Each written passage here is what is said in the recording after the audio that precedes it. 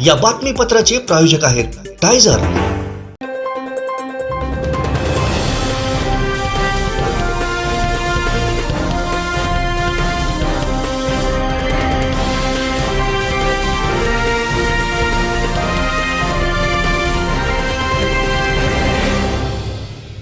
नमस्कार, आपण पाहताय कोकणचं number 1 Maha channel Kokan 7 live बातमीपत्रात आपलं स्वागत। सुरुवात करूया हेडलाईन्सना। हेडलाईन्सचे प्रायोजक आहेत Tyzer. Now experience sheer softness of Tyzer super soft shirts. बारसूत वादळापूर्वीची शांतता, माती सर्वेक्षणाला प्रखर विरोध।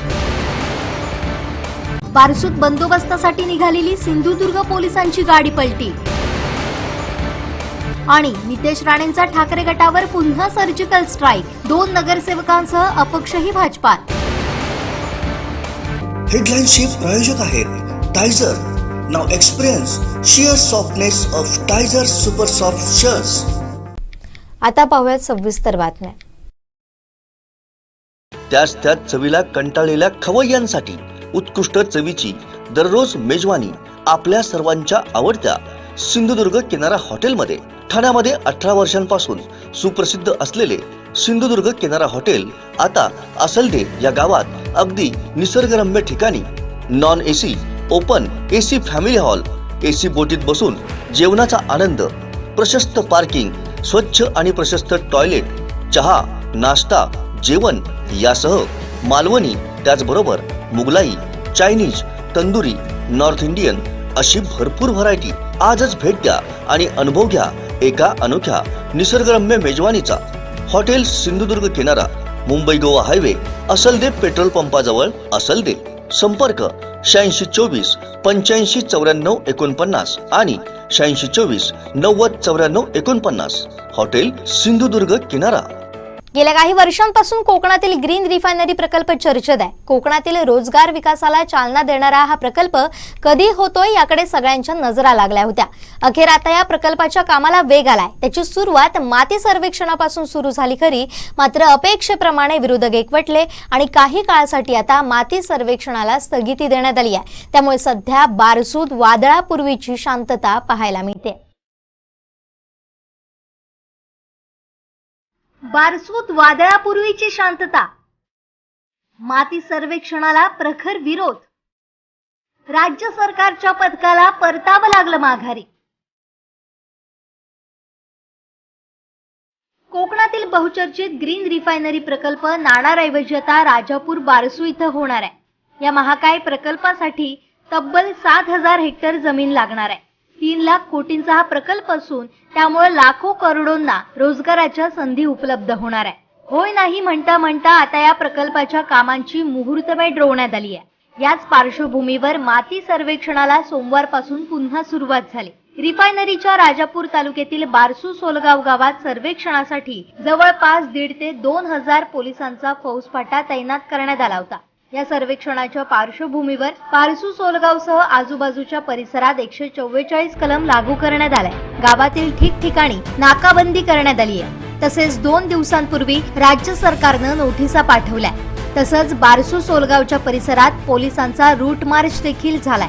रिफायनरी सर्वेक्षणासाठी 22 एप्रिल 2023 ते 31 मे 2023 हा कालावधी ठरवण्यात आलाय। सर्वेक्षणाच्या पहिल्याच दिवशी अनेक स्थानिकांनी याला तीव्र विरोध दर्शवलाय। बारसूच्या माळरानावर रिफायनरी विरोधक हजारोंच्या संख्येने जमले होते।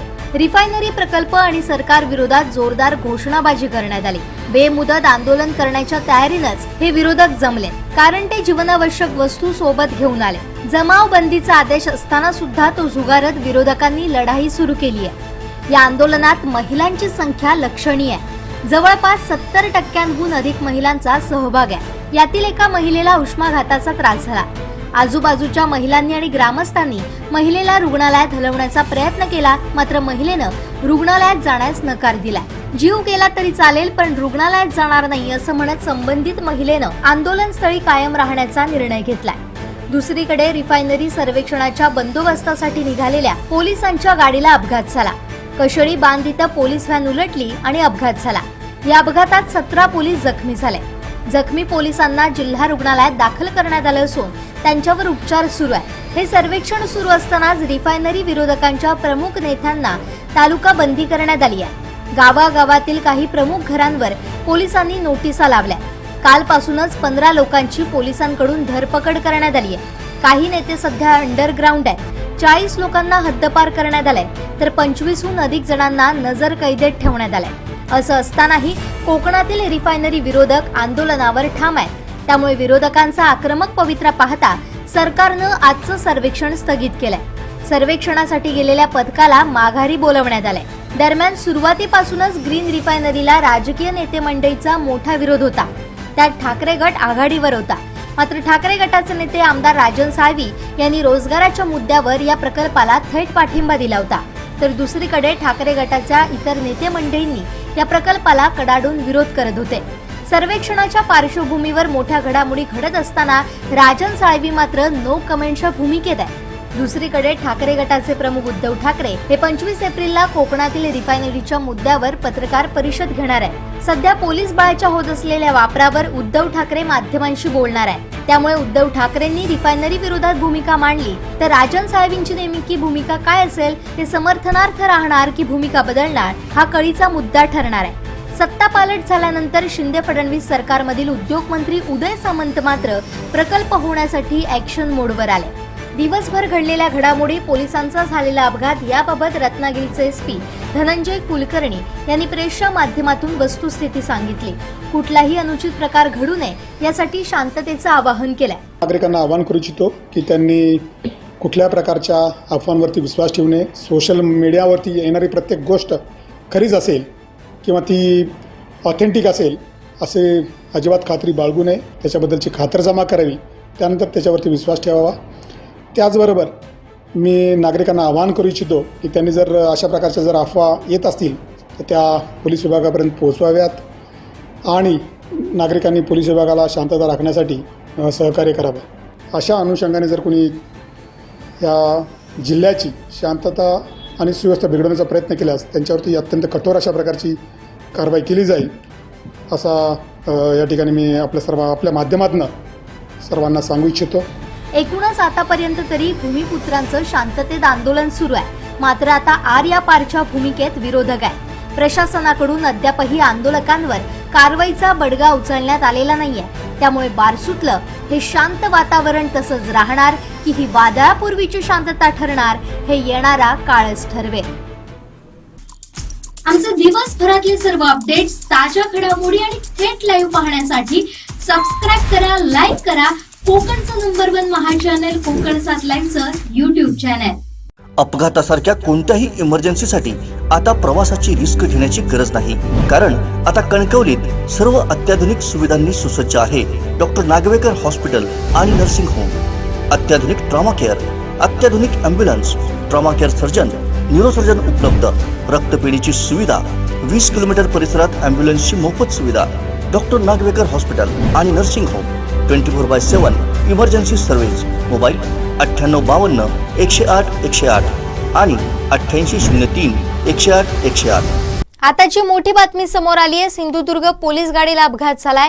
या 10 जण जखमी झालेत। बंदोबस्तासाठी बारसू इथं जात असताना पोलीस गाडीला अपघात झाला। कशेडी इथं वळणावर गाडी खाली जाऊन पलटी झाली। यात 10 ते 8 पोलीस जखमी झालेत। जखमींना शासकीय रुग्णालयात दाखल करण्यात आलंय। वळणाचा अंदाज न आल्यानं गाडी खाली गेली। याबाबतची अधिक माहिती देत आहेत आमचे कणकवली करस्पॉन्डंट उमेश भुजडे।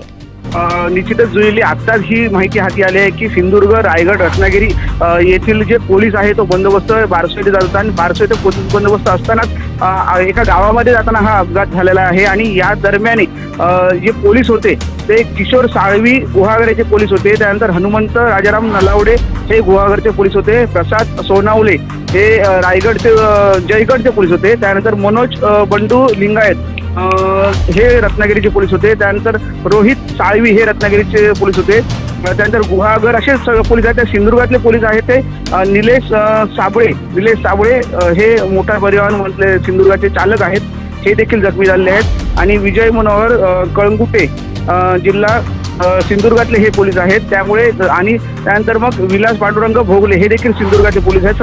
म्हणजे सिंधुदुर्गातले काही पोलीस रायगड आणि रत्नागिरी असे हे पोलीस बंदोबस्त होता यांचा. आणि हे गाडी घेऊन एक गावामध्ये बंदोबस्तासाठी जात होती आणि बारसू या ठिकाणी यांचा हा अपघात झालेला आहे. आणि हा अपघात एवढा भीषण होता की गाडी पलटी झाली आणि खाली पडलेली आहे. आणि 7 ते 8 पोलीस हे गंभीर जखमी झालेले आहेत. आणि ही आत्ताची खूप महत्त्वाची घटना आहे जुळली, कारण सध्याच्या परिस्थितीत आपण पाहतो की या ठिकाणी रिफायनरीचा विषय चालूच आहे. तशाच पद्धतीने हे बंदोबस्त पोलीस मागवत आहेत इकडून तिकडून सगळीकडे. पण अचानक ह्या पोलीस गाडीला अपघात झाला, त्यामुळे एक भीषण ही घटना एक म्हणावी लागेल जुळली.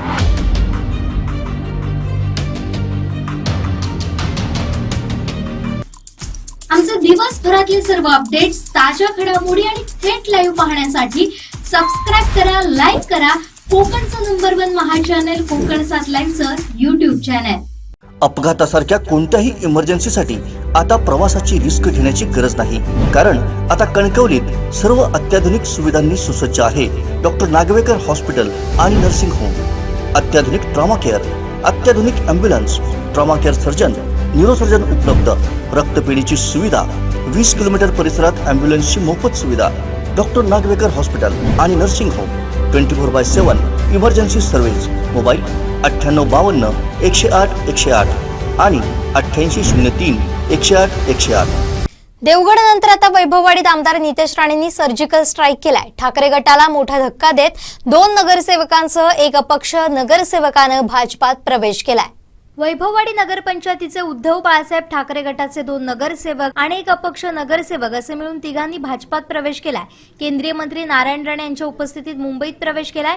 यामध्ये प्रदीप रावराणे, श्रद्धा रावराणे या ठाकरे गटाच्या नगरसेवक आहेत, तर सुभाष रावराणे हे अपक्ष नगरसेवक म्हणून निवडून आले होते. आता नगरपंचायतीत भाजपचं संख्याबळ 10 वरून 13 झालंय. या प्रवेशामुळे ठाकरे गटाला मोठा धक्का बसलाय. शिवसेना फुटीनंतर ठाकरे गटाला लागलेली गळती अद्याप काही थांबत नाहीये. वैभववाडी नगरपंचायतीच्या 2 नगरसेवकांनी पक्षाला जय महाराष्ट्र केलाय. आमदार नितेश राणे यांनी ठाकरे सेनेला पुन्हा धक्का दिलाय. शिवसेनेसह अपक्ष नगरसेवक भाजपवासी झालेत. मुंबईत नारायण राणे यांच्या उपस्थितीत प्रवेश झालाय. त्यानंतर पालकमंत्री रवींद्र चव्हाण यांची भेट घेण्यात आली. यावेळी आमदार नितेश राणे, रोहित रावराणे, माजी नगरसेवक संताजी रावराणे, आशिष रावराणे उपस्थित होते. आमचे दिवसभरातले सर्व अपडेट्स, ताज्या घडामोडी आणि थेट लाईव्ह पाहण्यासाठी सबस्क्राईब करा, लाईक करा कोकणचं नंबर 1 महा चॅनल कोकण 7 लाईव्हचं YouTube चॅनल. संकटांवर मात करण्यासाठी, जीवनात समृद्धी आणण्यासाठी आणि आपली स्वप्न पूर्ण करण्यासाठी आता आपल्याला साथ देतील शुभरत्न. आर्थिक, प्रापंचिक, राजकीय आणि शारीरिक भरभराटीसाठी आजच आपल्या राशीचं शुभरत्न परिधान करा. 5 पिढ्यांपासून विश्वासाची परंपरा. शुभरत्न केंद्र, AH मोतीवाला, नेहरू चौक, महाराष्ट्र बँकेसमोर, निपाणी. मोबाईल 094 48 14 24 21.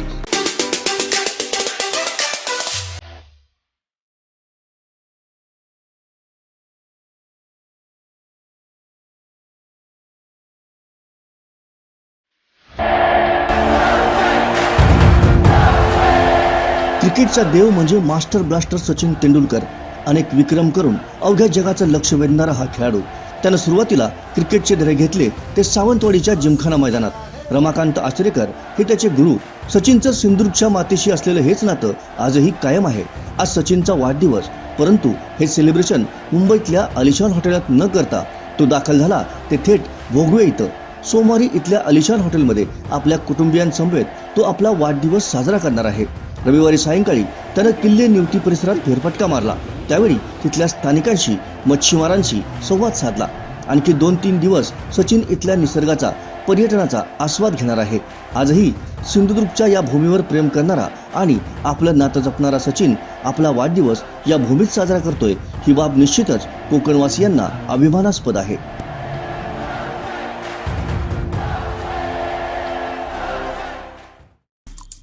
आमचे दिवसभरातले सर्व अपडेट्स, ताज्या घडामोडी आणि थेट लाईव्ह पाहण्यासाठी सबस्क्राईब करा, लाईक करा कोकणचं नंबर 1 महा चॅनल कोकण 7 लाईव्हचं YouTube channel. Guys, either you are happy, unhappy, successful, unsuccessful, satisfied, unsatisfied, there is a reason whatever you are being today. If you want to find a reason of your unhappy life, you should align with nature. You can see heavenly atmosphere here in Devgarh. You can experience here and bring out a reason of your happy life. येवा कोकण आपलोच असा.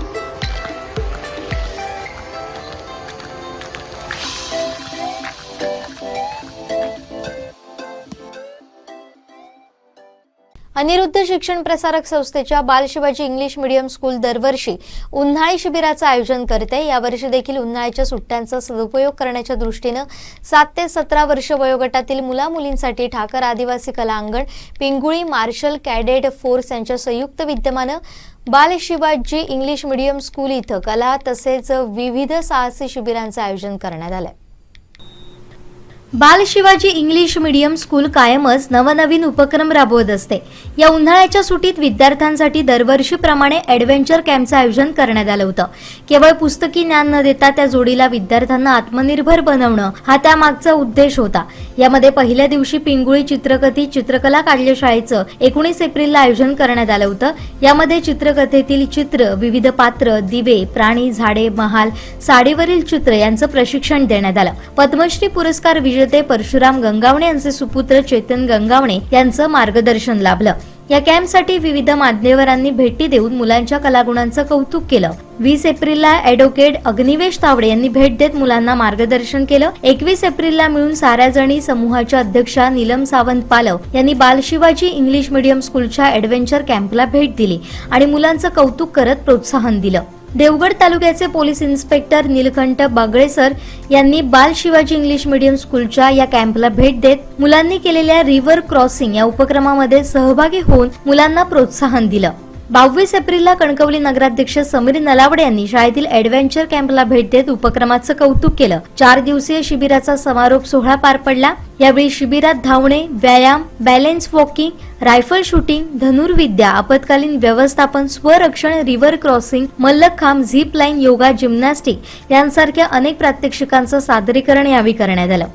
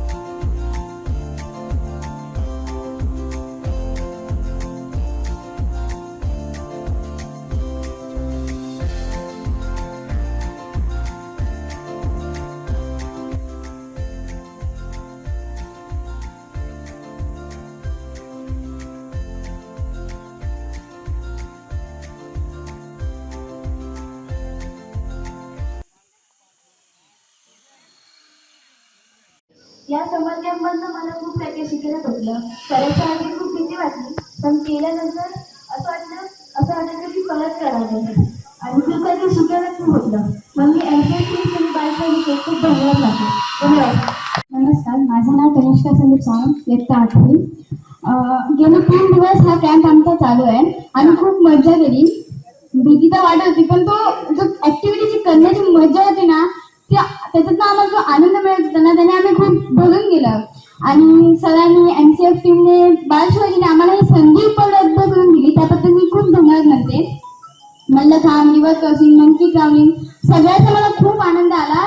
एक experience मला भेटला आहे. So मी MCF टीमचे, बालशिवाजीचे व आमच्या संस्थेचे धन्यवाद म्हणते. धन्यवाद. बौद्धिक क्षमतेबरोबर शारीरिक क्षमता सुद्धा असली पाहिजे या मताचा मी आहे. कारण आता आपल्याला माहित आहे की हे जे स्पर्धात्मक युग आहे त्याच्यात टिकून राहण्यासाठी वेगवेगळ्या ॲक्टिव्हिटीज आपल्याला कराव्या लागतात. मग त्या शारीरिक असतील नाही तर बौद्धिक असतील, आणि त्यात टिकून राहणं फार महत्त्वाचं आहे. आणि त्याच्यासाठी आपल्याला एक तहान, जो ट्रेस सहन करण्याची ताकद पाहिजे, ती मला वाटतं या कॅम्प थ्रू नक्कीच मनात आली असते. ज्याला आपण एका शब्दात म्हणायचं झालं तर धाडस, आणि हा धाडस या ॲक्टिव्हिटीमुळे निर्माण होईल असं मला वाटतं. त्यामुळे हा जो उपक्रम शाळेने घेतला आहे आणि जो आयोजित केला आहे त्यासाठी माझे खूप खूप धन्यवाद. आणि मी सर्व व्यवस्थापन, MCFची टीम, सर्व शिक्षक आणि सर्व टीमचे मी आभार मानतो. माझं नाव मनीषा सावंत. माझी मुलगी या कॅम्पमध्ये आहे, तनिष्का सावंत. प्रत्येक पालकाला वाटतं की आपलं मूल हे साहसी आणि धाडसी हवं. आणि मला वाटतं आपण जे आता रिव्हर क्रॉसिंग, मल्लखांब यासारख्या ज्या ऍक्टिव्हिटीज बघितल्या, त्यातनं आपण बघितलं तर आपली मुलं ही धाडसी आणि साहसी, खरंच धाडसी आणि साहसी आहे. फक्त त्यांना एक संधी जी हवी असते ती मिळाली पाहिजे. आणि मला वाटतं की बाल शिवाजीने या मुलांना उपलब्ध करून दिली आहे. म्हणून मी बाल शिवाजी टीमचे, स्कूलचे सगळ्यांचे आभार मानते. तसेच MCF टीमचे, ज्यांनी आता 3 दिवस आमच्या या मुलांना अगदी छान प्रकारे शिकवलं. तसंच त्यांची जी काळजी घेत होते, ते आम्ही जे व्हिडिओज बघत होतो त्यात आम्हाला ते दिसत होतं ते कशा प्रकारे काळजी घेत होते. सो त्याबद्दल मी त्यांचे ही सगळ्यांचे धन्यवाद मानते. आणि ओव्हरऑल थँक्यू.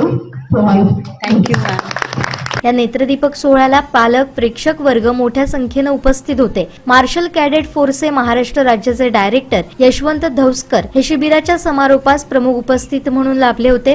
यावेळी अनिरुद्ध शिक्षण प्रसारक संस्थेच्या सचिव सुलेखा राणे, संस्थेचे सदस्य संदीप सावंत, विनायक सापळे, अभिजित सावंत, डायरेक्टर सुभाष सावंत, शाळेचे पालक झगडे, उईके आणि शैक्षणिक उत्कटता समन्वयक प्रणाली सावंत, त्याचबरोबर पालक, शिक्षक वृंद उपस्थित होते. आमचे दिवसभरातले सर्व अपडेट्स, ताज्या घडामोडी आणि थेट लाईव्ह पाहण्यासाठी सबस्क्राईब करा, लाईक करा कोकणचं नंबर 1 महा चॅनल कोकण 7 लाईव्हचं YouTube चॅनल.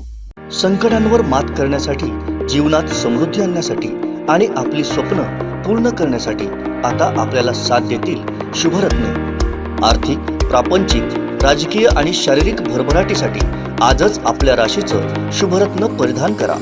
5 पिढ्यांपासून विश्वासाची परंपरा. शुभरत्न केंद्र, AH Motiwala, Nehru Chowk, Maharashtra बँकेसमोर, Nipani. Mobile 09448 14 24 21.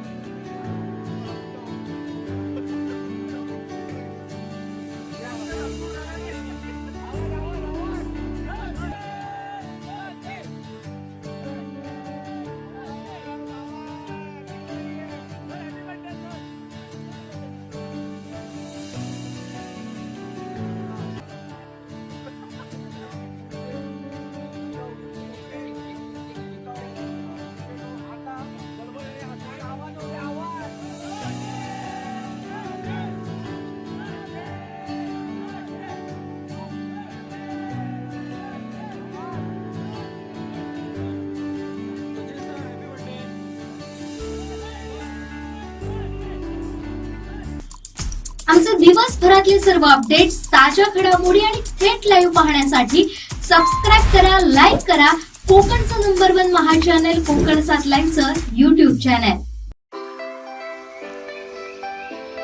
Guys, either you are happy, unhappy, successful, unsuccessful, satisfied, unsatisfied.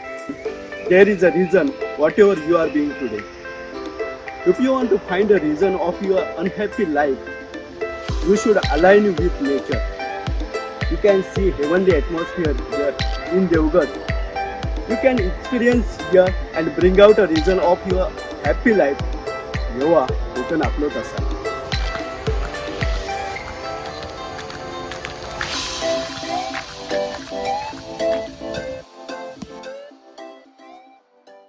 सध्या दिल्लीत महाराष्ट्रातील मुख्यमंत्री बदलण्याच्या हालचाली सुरू आहेत. या सगळ्या घडामोडी पडद्यामागे सुरू आहेत. लवकरच राज्यातील मुख्यमंत्री आणि सरकार बदलेल असा खळबळजनक दावा खासदार संजय राऊत यांनी केलाय. पाहुयात काय म्हणालेत संजय राऊत. शरद भुजबळ म्हणतात की सरकारला जरी धोका नसला तरी मुख्यमंत्री बदलू शकतो, पण सरकारला धोका नाही. 100% मी छगन भुजबळ यांच्या मताशी सहमत आहे. आणि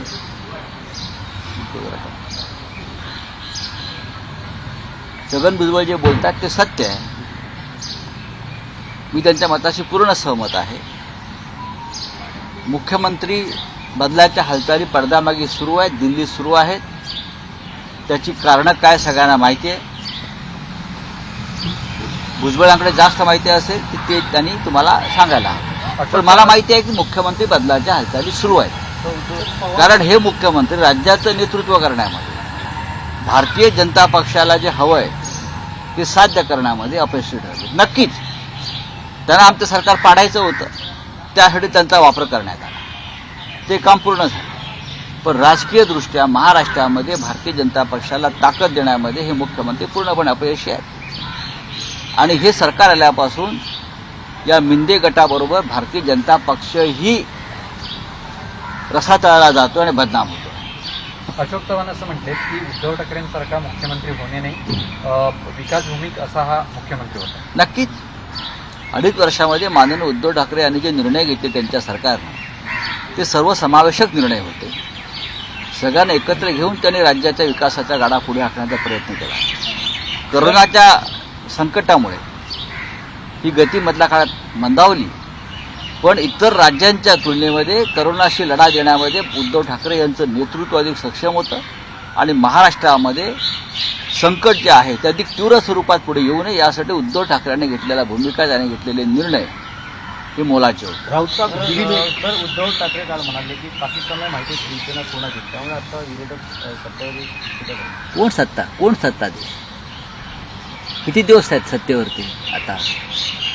बघा उद्धव ठाकरे साहेब काय म्हणाले समजून घ्या, आणि ते बरोबर म्हणाले. हा त्यांचा टोला इलेक्शन कमिशनला आहे. जी इलेक्शन कमिशन भारतीय जनता पक्षाचं गुलाम आहे, नोकर आहे.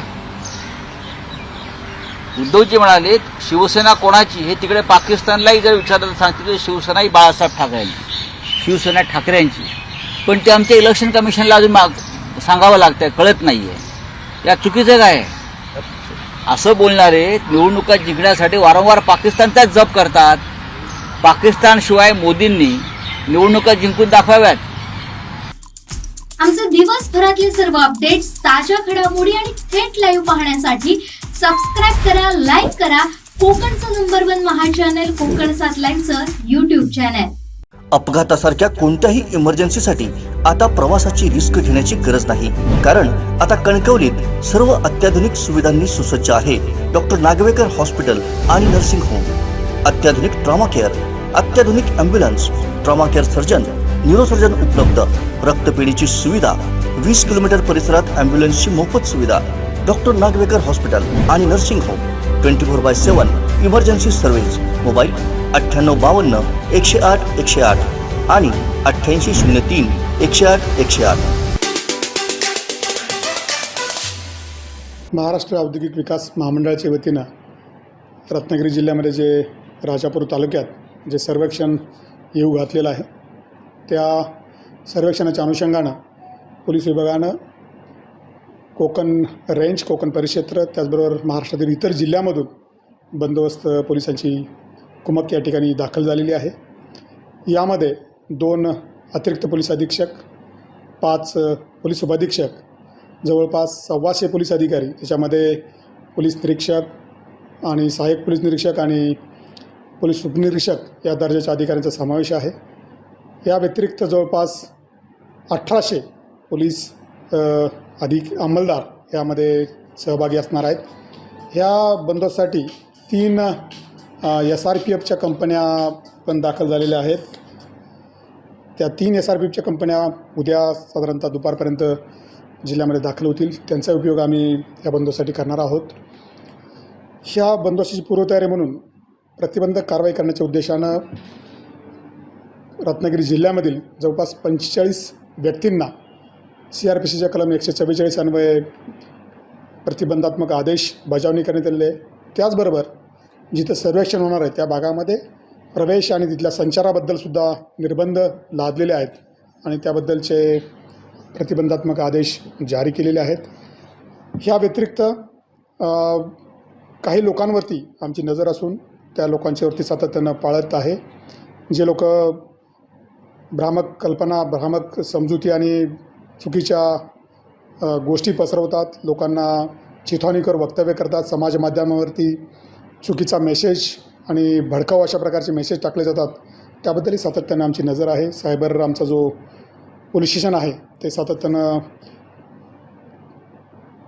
त्याच्यावरती नजर ठेवतं आहे, त्याच्यावरती वॉच ठेवतं आहे, त्याच्याबद्दलची कार्यवाही करत आहे.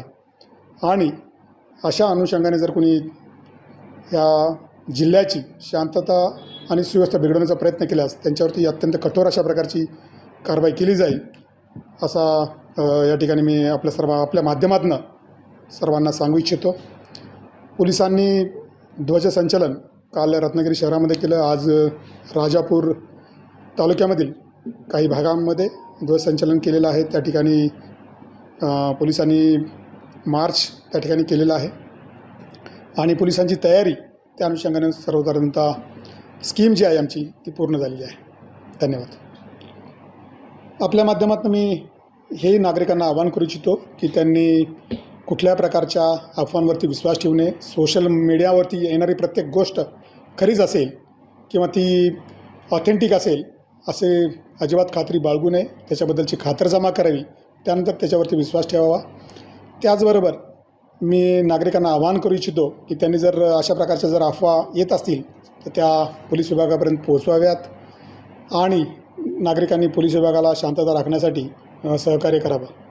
त्यांनी जे आदेश प्रशासनाकडून देण्यात आलेले आहेत शांतता आणि सुव्यवस्था राखण्याचे, त्याचबरोबर महाराष्ट्र पोलीस कायद्याचे कलम 37(1)(3) अन्वये जमावबंदीचे आदेश लागू केले, ज्याच्यामध्ये 5 किंवा 5पेक्षा अधिक लोकांनी एकत्र जमू नये अशा प्रकारचे निर्देश दिलेले आहेत प्रशासनाकडून, त्याचं पालन करावं. पोलीस विभाग आणि प्रशासनाला त्याच्यामध्ये सर्वांनी शांतता आणि सुव्यवस्था आभारित राहण्यासाठी सहकार्य करावं अशा प्रकारचं आवाहन करू इच्छितो. आमचे दिवसभरातले सर्व अपडेट्स, ताज्या घडामोडी आणि थेट लाईव्ह पाहण्यासाठी सबस्क्राईब करा, लाईक करा कोकणचं नंबर 1 महा चॅनल कोकण 7 लाईव्हचं YouTube चॅनल. शेवटी ठळक घडामोडी पुन्हा एकदा. हेडलाईनचे प्रायोजक आहेत Tyzer. Now experience sheer softness of Tyzer super soft shirts. पारसूत वादळापूर्वीची शांतता, माती सर्वेक्षणाला प्रखर विरोध. पारसूत बंदोबस्तासाठी निघालेली सिंधुदुर्ग पोलिसांची गाडी पलटी. आणि नितेश राणेंचा ठाकरे गटावर पुन्हा सर्जिकल स्ट्राईक. 2 नगरसेवकांसह अपक्षही भाजपात. हेडलाईनचे प्रायोजक आहेत Tyzer. Now experience sheer softness of Tyzer super soft shirts. बातमीपत्रात वेळ झाली इथेच थांबण्याची. पाहत रहा कोकणचं number 1 Maha channel Kokan 7 live. धन्यवाद.